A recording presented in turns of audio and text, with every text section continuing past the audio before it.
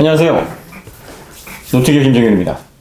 노트북 리뷰할 때 사실 제가 좀 즐겁습니다. 스트레스 해소를 이런 걸 들여다보면서 하는데 네. 이번 시간에는 LG에서 이제 곧 출시하게 될 16T90P 16인치와 14인치로 출시가 되는데 디스플레이가 360도 회전하는 투인원 모델입니다. 22일날 출시가 됩니다. 그런데 이걸 어떻게 손에 넣었냐? 이게 2월 5일날 대형 유통이 풀렸습니다. 그래서 제가 거래하는 거래처의 대표님이 이거 드디어 들어왔다 연락을 주셨습니다. 그래서 특달같이 가져가지고 그 전부터 부탁을 드렸었는데요. 그래서 가지고 왔습니다. 유통의 이름이나 뭐 가격 이런 것들을 공개하지 말아라. 아직은 판매가가 공지가 된 게 없으니까. 그래서 요거는 이제 22일날 출시가 될 거니까 여러분들 기다리셔야 되고요. 요거는 갤럭시북 플렉스 2입니다. 네. 요거 i7 모델로 구입을 했고요. 모델명은 NT950QDA에서 프로세서는 인텔 타이거 레이크 11세대 i7 1165G7 그리고 16GB LPDDR4X 그리고 SD 메모리는 저장 장치는 512MB가 탑재된 모델입니다.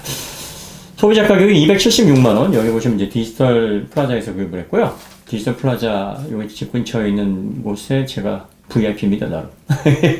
많이 샀어요. 여기서 삼성노트는 거의 여기서 많이 샀는데 276만원인데 할인을 5만원을 현장에서 해주고요. 또 삼성카드로 결제하게 되면 5% 할인이 들어갑니다. 그러면 257만원 정도 되나요? 뭐 대충 그 정도 됩니다. LG에서 나온 이 모델은 16T90P라서 아직 그 다양한 스펙을 구하지 못했어요. 그런데 다행히도 메모리가 LPDDR4X 16GB가 들어가 있고요. 프로세서는 i5 1135G7 들어가 있습니다. 프로세서는 i5, i7 금면이 다릅니다. 자, 보시니까 이제 화면비가 얘는 16대 10, 16인치라서요. 보시면은 사진으로도 비교를 해드리겠습니다만, 네. 자, 이렇게 보시면은 가로 사이즈가 꽤 차이가 납니다. 가로 사이즈가 거의 한 2cm 이상 차이가 나고요. 반면에 세로 사이즈는 거의 비슷합니다. 그러니까 16대 10, 16대 9 비율이다 보니까 거기에서 화면비에서 차이 나는 그 정도 사이즈라고 보시면 됩니다. 두께는 이 모델이 16.95고요. 이 모델이 14.9입니다. 그럼 갤럭시북 플렉스 2가 14.9, 얘가 16.9. 그러니까 한 2mm 차이가 나죠. 네. 그다음에 무게는 1.57kg이고요. 이게 1.48kg입니다. 디스플레이 사이즈는 LG의 16T90P가 더 큰데 실제 무게는 갤럭시북 2가 더 무겁습니다. 배터리는요. LG 16T90P에는 80GWh 들어가고 갤럭시북 플렉스 2에는 69.7Wh 배터리가 들어갑니다. 플렉스 2는 4셀 구조고요. 그 다음에 16T90P 이 모델은 2셀 구조입니다. 15% 정도 차이 나는 걸로 보여지죠? 대략적으로 10W 조금 더 나니까. 근데 무게가 플렉스 2에 들어가는 이 배터리가 264g이에요. 그리고 그램 16 360이라고 있습니다. 모델명 어려우니까 그램 16 360 이 모델 투인원 모델에는 80Wh 배터리가 276g입니다. 무게가 12g밖에 차이가 안 나요. 용량은 거의 15% 차이가 나는데.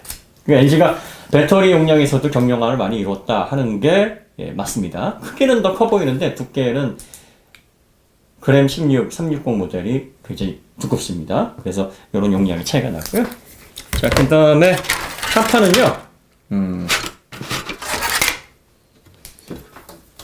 플렉스 2는 알루미늄 합금, 그 다음에 그램 16 360은 마그네슘 합금입니다. 두께를 보면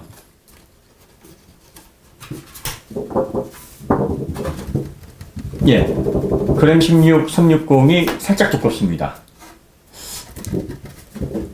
이게 0.1T 정도 더 두꺼운 것 같아요. 한 판은 원래 뭐 다 두껍게는 안 쓰는데 플렉스 쪽이 좀 더 얇습니다. 자, 그런데 이게 사이즈가 차이가 나는데 왜 그램 16 360이 더 무게가 가볍냐?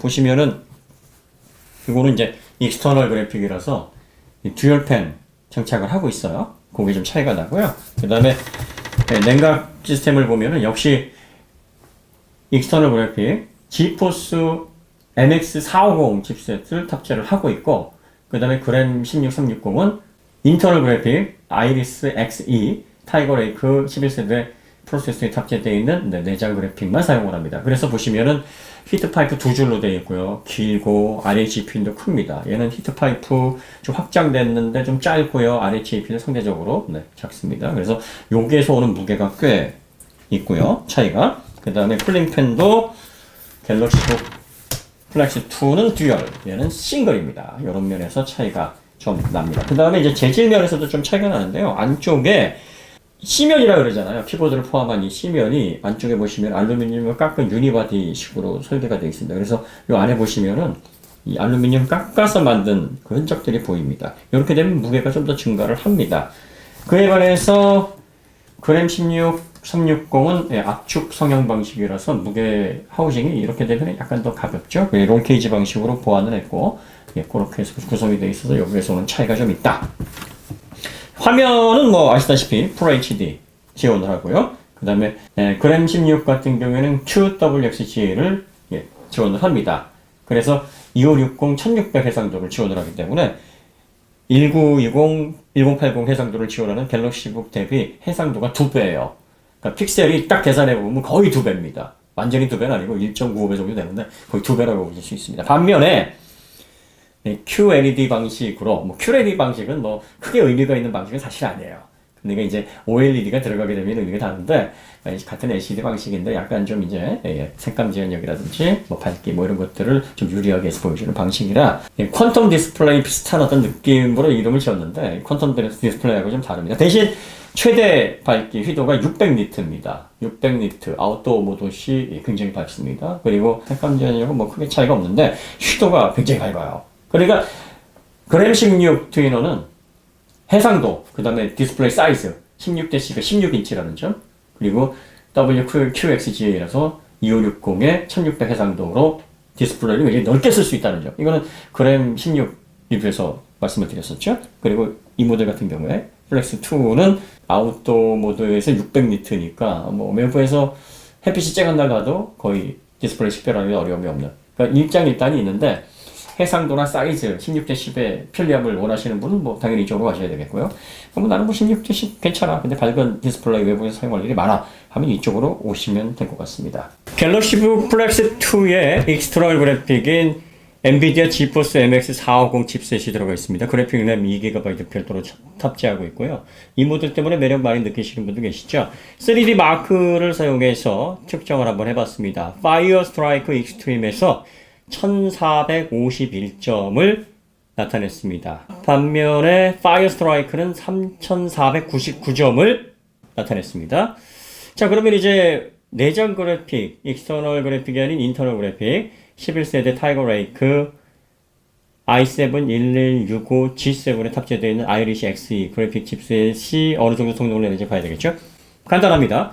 어댑터를 제거만 하면은 익스터널 그래픽에서 인터널 그래픽, 내장 그래픽으로 전환이 됩니다. 그래서 바로 이 배터리 상태에서 측정을 해보면 파이어 스트라이크 익스트림 점수가 1752점입니다. 아까 MX450에는 1451점이었는데 1451점에 지금 내장 그래픽이 1752점? 300점 이상이나 높네요. 재미있는 현상이죠? 그러니까 배터리로 사용할 때 그래픽 점수가 더 잘 나옵니다. 3D 점수가 더 좋아요. 그러면 파이어 스트라이크는 몇 점이죠? 3902점이 나왔습니다. 아까는 몇 점 나왔죠? 3499점이 나왔는데 3902점, 400점가량 높습니다. 그러니까 지금 내장 그래픽 성능이 더 좋아요. 이게 재밌는 현상이죠? 자, 그러면 내장 그래픽 MX450 칩셋을 왜 집어넣은 걸까요? 도대체 내장 그래픽을 그냥 넣지 성능 떨어지는 걸 왜 집어넣었을까? 이건 뒤에 설명을 해드리겠습니다. 자, 그러면 이번에는 그램 16의 그래픽 점수, 그램 16에 탑재되어 있는 통합형 그래픽 점수는 어느 정도 나오는지 한번 보겠습니다. 파이어 스트라이크 익스트림이 2205점입니다. 그리고 파이어 스트라이크 4430점이에요. 오, 굉장히 높습니다. 자, 그러니까 MX450 점수가 파이어 스트라이크 익스트림이 1451점인데 그램 16 360에 들어가 있는 i5 1135 G7에 들어가 있는 그래픽 아이리시 XE에서 지금 낸 점수가 2205점입니다. 무려 750점 정도 차이가 나네요. 오, 굉장히 차이가 나는데요. 자, 그 다음에 파이어 스트라이크 점수 차이는 거의 960점 정도 차이가 납니다. 1000점 가까이 차이가 납니다. 이거 반대로 바뀌었는데요. 예전에 UHD 250하고 MX 250 지포스 그 외장 그래픽 고점수의 비율만큼 바뀌어 있습니다. 자, 그리고 재밌는 게 뭐냐면 지금 이 배터리 상태에서 내장 그래픽을 한번 측정을 한번 해보겠습니다. 플렉스2에 들어가 있는 i7-1165 G7에 들어가 있는 아이리시 XE 내장 그래픽은 1752점이 나왔는데 그램 16, 360 모델에 들어가 있는 i5 1135 G7의 파이어 스트라이크 익스트림 점수는 2095점이 나왔습니다. 340점 정도가 차이가 나네요. 거의 20% 차이가 나고 있습니다. 파이어 스트라이크 같은 경우에는 3902점 대 4214점입니다. 그러니까 여기에서는 대략적으로 한 310점 정도 차이가 나는 거예요. 한 8% 정도 차이가 납니다. 그러니까 재밌는 거는 지금 같은 그래픽 칩셋, 내장 그래픽 칩셋의 성능 차이도 꽤 난다는 점입니다. 배터리 상태에서도 파이어 스트라이크 익스트림에서는 20%, 파이어 스트라이크에서는 8% 정도가 성능이 차이가 납니다. 그램 16, 360 모델의 내장 그래픽 성능이 더 잘 나와요. 이게 무슨 말이냐면 지금 TDP 설정이 더 높게 되어 있어서 그래픽 코어의 클럭을 더 높게 가져간다는 얘기입니다. 특히 파이어 스트라이크 익스트림 같은 경우에는 이제 그래픽 부하가 더 큰 섹션인데 이 섹션에서 성능 차이가 더 크다는 것은 지금 그램 16, 360에 탑재되어 있는 내장 그래픽의 TDP 높게 가고 클럭도 높게 가고 있어서 얘가 전반적으로 성능을 더 잘 내고 있다는 얘기입니다. 한 등급 아래인 i5 프로세서가 탑재되어 있음에도 불구하고 그래픽 점수가 지금 좋게 높게 나오고 있다는 거예요. 상당히 좀 시사하는 바가 좀 있습니다. 그러니까 지금 전성비 면에서 확실히 그램 16은 잘 설계가 되어 있다. 그리고 꼭 뭐 전성비뿐만이 아니라 내부적으로 발열 제어를 하면서 발열이 상승하는 폭에 따라서 CPU, 그 다음에 멀티코어, 그래픽 코어의 클럭을 조정을 하고 TDP도 조정을 하게 되거든요. 그런데 지금 LPDDR4X 메모리로 전성비를 최대한 끌어올린 효과를 그램 16은 아주 극대화해서 성능에 실어놨고 지금 플렉스2 같은 경우에는 살짝 LPDDR4X 메모리를 사용해서 전성비를 끌어올리려고 하는 전반적인 조율에 있어서는 그램 16보다 좀 못한 모습을 보이고 있습니다. 더군다나 지금 내장 그래픽하고 외장 그래픽이 같이 들어가 있어서 발열 제어에 더 불리하거든요. 그러니까 열의 상승에 따른 클럭 제어나 TDP 제한이 얘가 더 많이 걸려 있습니다. 지금 그렇게 분석이 되고 있습니다. 참 재미있는 현상이에요. 이번에 긱벤치를 보겠습니다. 긱벤치에 보시면은 삼성전자의 갤럭시북 플렉스2 보시면은요. 멀티코어 점수가 5733, 싱글코어는 1445입니다. 7번을 연속으로 테스트를 했는데 이 저전력 노트북은 스로틀링이 상당히 큰 문제거든요. 그리고 과부하 시 클럭을 강제적으로 발열이 상승하는 거에 맞춰서 클럭을 강제적으로 낮추는 게 문제니까 그걸 한 7번 정도 하게 되면 19분 정도를 플로팅을 하는 환경이 됩니다. 그래서 두 번째로 넘어가니까 싱글코어는 살짝 올랐는데 멀티코어는 살짝 떨어졌습니다. 많이 떨어지지 않았어요. 그 다음에 세 번째로 가니까 멀티코어 점수가 살짝 또 올랐습니다. 이게 클럭이 오르락 내리락 합니다. 그래서 그 등락폭을 얼마나 높이 올라갔다 떨어지는 그 폭을 보는 거예요. 그 다음에 네 번째로 가니까 이제는 이제 한 500점 정도로 확 떨어졌습니다. 멀티코어 점수가. 그 다음에 다섯 번째로 가니까 다시 또 올라갑니다. 클럭이 왔다 갔다 하는 거죠. 발열 상태에 따라서. 여섯 번째 가니까 이제 4000점대로 떨어졌습니다. 일곱 번째 가니까 4628. 자, 그 다음에 16T90P를 보겠습니다. 자, 제일 처음에 멀티코어는 5413, 싱글코어가 1421. 삼성 갤럭시북 플렉스2 같은 경우에는 싱글코어가 1445점이었고 멀티코어가 5733점이었어요. 그런데 i5 1135 G7인데도 불구하고 점수 차이가 그렇게 크지 않아서 좀 인상적이었고요. 두 번째로 넘어가겠습니다. 두 번째로 가니까 대략적으로 멀티코어 점수가 한 230점 정도가 하락을 하고요. 싱글코어도 하락을 했습니다. 자, 그 다음에 세 번째로 가니까 멀티코어 점수, 싱글코어 점수가 약간 아주 미미하게 내려갔습니다. 네 번째로 가니까 살짝 올랐어요. 멀티코어 점수가 살짝 올라가고 싱글코어는 살짝 내려가는 그런 수치를 보였고요. 다섯 번째 가니까 다시 멀티코어가 살짝 내려갔습니다.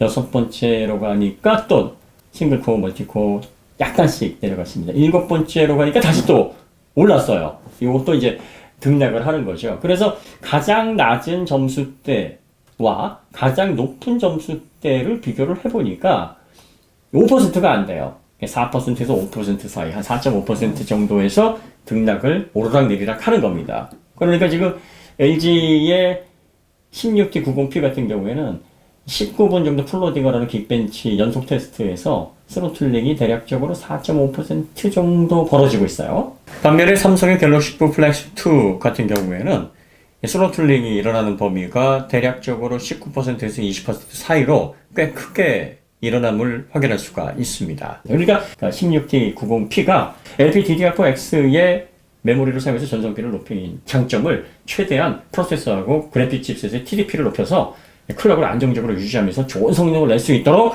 세팅이 되어 있는 거고, 삼성전자 같은 경우에는 그 지포스 MX450이 들어가면서 그래픽 칩셋의 추가에 따른 발열 증가, 기구도 좀 작고 얇고 뭐 이런 특성들이 복합적으로 작용을 해서 지금 스로틀링 폭이 그램 16T90P보다 좀 더 크게 일어납니다. 3D 마크 점수와 게임 점수는 다르다, 뭐 이렇게 얘기하시는 분들이 계신데요. 뭐 똑같은 그래픽 퍼포먼스를 다루는 벤치마킹 프로그램이기 때문에 뭐 게임이나 뭐 3D 마크 점수나 뭐 각자의 의미는 있습니다. 근데 어떻게 다르냐면 3D 마크 벤치마킹은 그래픽의 토탈 퍼포먼스를 측정하는 프로그램입니다. 그러니까 CPU, GPU, 그 다음에 메모리, 전반적인 밸런스를 통해서 토탈 그래픽의 퍼포먼스를 얼마만큼 구현할 것인지를 전반적으로 테스트를 하는 거고, 게임은 그야말로 게임 환경에서 얼마만큼 부드럽게 FPS 프레임을 높여서 원활한 게임, 부드러운 그래픽을 만들어 주느냐, 이제 이 부분입니다. 그러니까 게임 퍼포먼스가 좋은 그래픽 칩셋이 있고 토탈 그래픽 퍼포먼스가 좋은 그런 그래픽 칩셋이 있죠. 그리고 내장 그래픽 같은 경우에는 일반적인 작업, 그리고 또 어느 정도 게임, 또 다양한 환경에서 종합적인 성능을 내면서 가급적이면 TDP를 낮게 유지하기 위해서 디자인된 그래픽 칩셋이기 때문에 3D 마크에서 높은 점수가 나온다고 해서 게임 퍼포먼스가 높게 나오지 않을 수 있어요. 그리고 지포스 NS450 같은 외장 그래픽 칩셋은 게임 퍼포먼스 쪽에 초점이 맞춰져 있기 때문에 토탈 그래픽 쪽에서는 좀 낮은 점수를 낼 수가 있습니다. 그러니까 용도를 잘 구분하셔야 됩니다. 나는 게임을 하지 않고 전반적으로 일반적인 이미지 편집 작업을 하거나 뭐 동영상 작업을 하거나 토탈 그래픽에 해당하는 업무, 개인 엔터테인먼트 이런 것들에 주력을 한다 하면은 인텔 11세대 타이거 레이크에 탑재된 아이리스 Xe 이 그래픽 칩셋이 더 적합할 수가 있어요. 하지만 여기에 이제 게임이라는 요소가 들어가게 되면 NX450 칩셋이 더 적합할 수 있는데, 실제 게임 환경에서 벤치마킹을 해보면 벤치마킹 점수에서는 그램 360에 탑재된 아이리스 Xe가 지포스 MX450을 상당히 높은 점수로 압도를 했습니다만, 게임 환경에서는 반대예요. 게임 환경에서는 그램 360에 탑재되어 있는 아이리스 Xe 그래픽 칩셋부터 약 1.5배 정도 더 높은 프레임을 기록을 했습니다. 부드럽게 게임을 진행하는 높은 게임 구동 성능을 보여줬다는 점이에요. 그러니까 여러분들이 선택하실 때 삼성도 이런 점들을 고려한 거죠.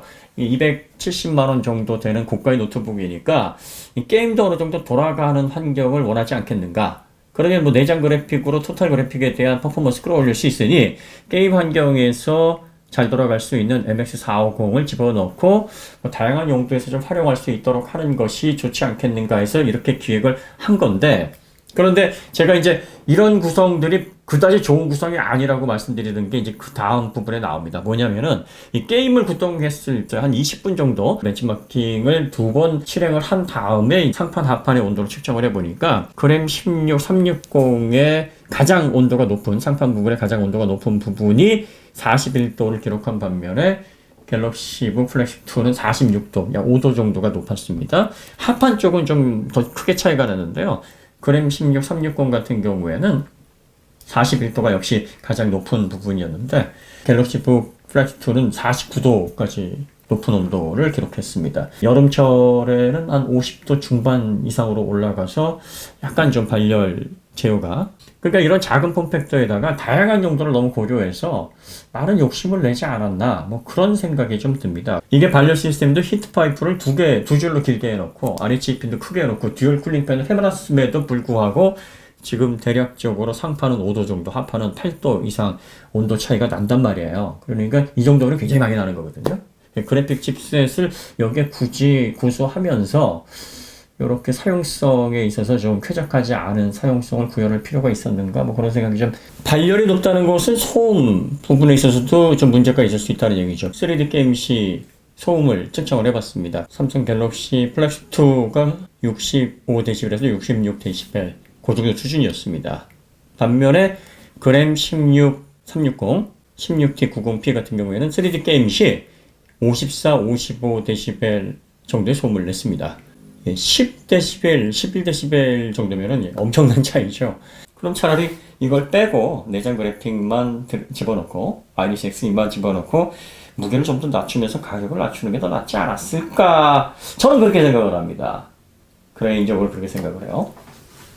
그 면에서는 LG 이 그램 16, 360 모델이 기획이 잘 된 겁니다. 무게를 드러냈잖아요. 그러니까 여기에도 익스터널 그래픽이 들어간다 그러면은 듀얼팬에 이런 형태의 쿨링 시스템이 들어와야 되는데 이게 빠져도 되는 겁니다. 그래서 좀 더 가볍게 가면서 싱글팬으로도 감당이 될 수 있는 수준이니까 무게를 디스플레이 사이즈를 더 키웠음에도 더 가볍다는 겁니다. 표준 노트북에 비해서 쿨링 시스템이 간소화된 이런 저전력 기반의 노트북들은 연속 사용 시 발열이 상승함에 따른 클럭 저하 현상이 매우 민감하게 작용을 합니다.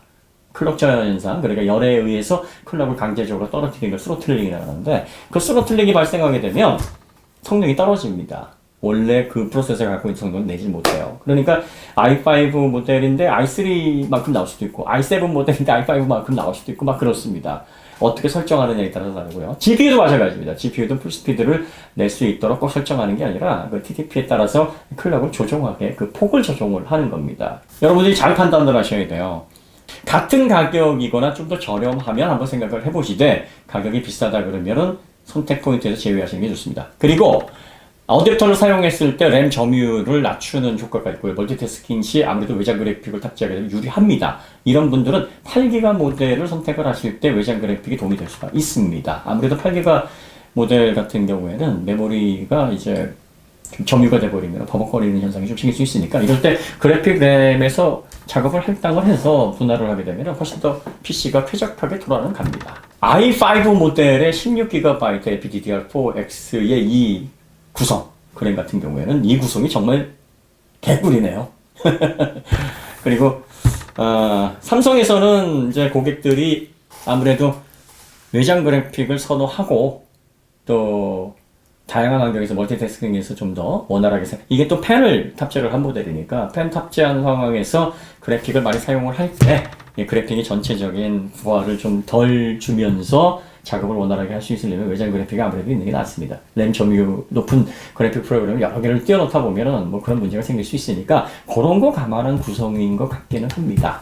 하지만 펜 사용률이 뭐 그다지 높거나 그래픽 프로그램들을 뭐 7, 8개, 뭐 10개 이상 이렇게 펼쳐놓고 쓰시는 게 아니고 일반적인 사용을 하시면서 단순히 게임 퍼포먼스, 그 다음에 그래픽 성능 뭐 이런 것들이 좀 잘 나오면서 최대한 뭐 저렴한 구성이 좋다. 나는 i5에서도 좋은 성능 나오고 또 이 저전력 노트북의 단점 중에서 스로틀링, 장시간 풀로드 했을 때 생기는 그 부하 뭐 이런 것들로 인해서 성능 저하가 최대한 적은 걸 원한다 하시면은 이 제품 LG 16, 360 이 제품이 플렉스2보다는 나은 것 같습니다. 제가 볼 때는 그렇게 결론이 납니다. 디자인 얘기를 안 했네요. 디자인. 솔직히 디자인은 이 플렉스2가 이뻐요. 소재도 좀 더 고급스럽고. LG가 이번에 상당히 디자인 힘을 많이 주긴 했는데, 생긴 거는 플렉스가 좀 예쁩니다. 이건 뭐 제 개인적인 거니까. 자, 그 다음에 안쪽에 보시면은요, 내부 보시면은, 키보드는요, 그램 16이 더 좋아요. 그램 16이 키스트로크가 훨씬 더 깊습니다. 그리고 누릴 때 느낌은 이게 좀 깊으니까 이렇게 짱짱한 맛도 좀 있고 그래요. 그 이전에 그램 키보드 별로 안 좋았거든요.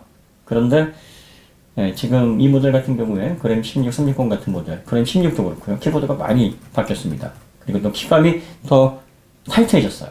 누를 때 좀 쫄깃쫄깃하다 그러나 뭐 이렇게 짱짱한 느낌이 좀 살아있고요. 플렉스2는 워낙 두께를 얇게 만들어서 그런지 키스트로크감이 약간 좀 낮아요. 키감은 좋아요. 사용할 때 뭐 오타도 좀 덜 나고 이 얇은 키스트로크를 최대한 살리려고 노력을 했는데 아무래도 물리적인 깊이 면에서는 그램이 좀 낮지 않나 뭐 그런 생각이 좀 드는 면이 좀 있습니다. 자, 그 다음에 인터페이스 구성은요 둘이 다 비슷한데 삼성 플렉스는 USB Type-C로 대체가 되어 있고 얘는 타입 A로 들어가 있습니다. 그러니까 USB 타입 A를 쓰려면 그램 16360은 젠더가 필요가 없는데 지금 플렉스2는 젠더가 필요합니다. 그리고 이쪽 면으로 썬더볼트 4.0 들어가는 건 동일하고요. UFS 메모리, 마이크로 SD 슬롯으로 들어가 있는 것도 동일합니다. 네, 구성은 그렇게 되어 있습니다. 디스플레이가 16:10에 16인치로 커졌잖아요. 얘는 15.6인치고 16:9니까 이 안쪽의 면적이 확실히 이 그램 360 모델이 넓습니다. 그리고 익스터널 그래픽 지포스 MX 450 요게 발열에 기여한 바가 상당히 큽니다. 이게 또 근접해 있어서 여기에서 나는 열이 상당합니다. 그러니까 두 개의 발열판과 히트 파이프, 두 개의 듀얼 팬으로 빼내는데도 역시 익스터널 그래픽이 들어가게 되면 이 상판 하판 쪽으로 발열이 더 발생을 합니다. 더 얇고 좁고 그래픽 두 개고 안 좋은 조건은 다 갖추고 있으니까 발열이 좀 높게 나올 수밖에 없는 그런 환경인 것 같습니다. 스피커는 삼성 플렉스 쪽이 약간 더 큰가? 근데 그 차이를 잘 모르겠습니다. 모듈로 봐서는 제가 볼 때 물리적인 성능은 아마 1.5W, 1.5W 둘 다 그 정도 되지 않을까 싶은데 요거는 이제 사운드 코덱으로 증폭시켜서 사운드 효과로 해가지고 이제 5W, 5W의 효과를 낸다. 근데 5W, 5W면은 배터리도 아껴야 되는데 그 5W의 전력을 10W 아니에요. 10W. 근데 체감 성능은 둘 다 나쁘지 않습니다. 삼성 플렉스2는 좋고요.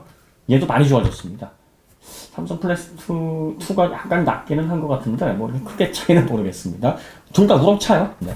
둘 다 와쿰 디지타이저를 탑재를 하고 있어요. 그래서 전자유도식 디지타이저를 탑재를 하고 있는데 이 플렉스2에는요 갤럭시 노트에 들어가는 이 펜이 본체에 이렇게 삽입되는 방식으로 들어갑니다. 그런데 그램 16360에는 이런 식으로 펜으로 구성이 되어 있어요. 그러니까 이거 들어가지 않습니다.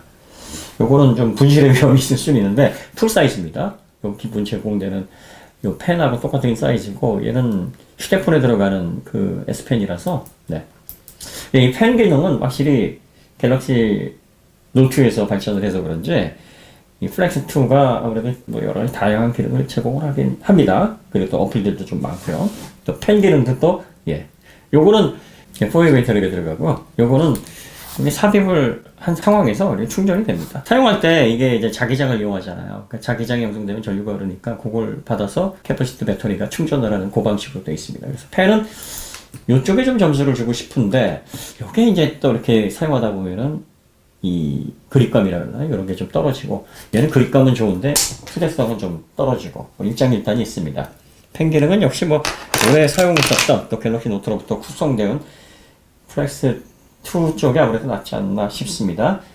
SSD는 듀얼이고요. 이 LG 16360 같은 경우에는요. 그 다음에 플렉스2는 싱글입니다. 메모리는 둘 다 LPDDR4X를 탑재하고 있기 때문에 확장 안 됩니다. 둘 다 고정 방식입니다. 플렉스2 터치패드는 무선 충전 패드로도 사용할 수 있습니다. FN과 F12를 동시에 누르면요. 터치패드의 무선 충전 패드 기능이 활성화돼서 무선 충전 기능을 지원하는 스마트폰, 외부기기, 무선 충전되는 블루투스 이어셋 이런 것들 충전할 수가 있습니다. 자, 그럼 여기서 마치도록 하고요. 다음에 더 좋은 컨텐츠, 더 재미있는 내용으로 찾아뵙도록 하겠습니다. 감사합니다.